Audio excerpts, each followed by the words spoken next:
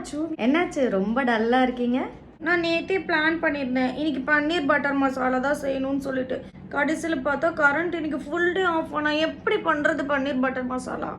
அது ஒரு மேட்ரே இல்லைம்மா, அதுக்கெல்லாம் போய் ஃபீல் பண்ணுறேன். இப்போ கரண்ட் இல்லை, நீ சூப்பராக பன்னீர் பட்டர் மசாலா பண்ணணும் அதானே. இதுக்கு ஒரு சூப்பரான டிப்ஸ் சொல்லட்டா? வீட்டில் இந்த மாதிரி காய் துருவுறது இருக்கும்ல, இதில் வந்து நீ கேரட் பீட்ரூட் எல்லாமே துருவி இருப்ப.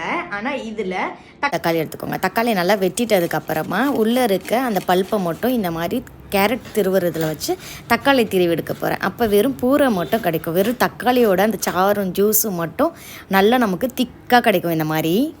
அப்புறம் என்ன, மைண்டு வாய்ஸை கண்டுபிடிங்க சிந்து. இஞ்சி பூண்டு முன்னாடியே அரைச்சி வைக்கலையா?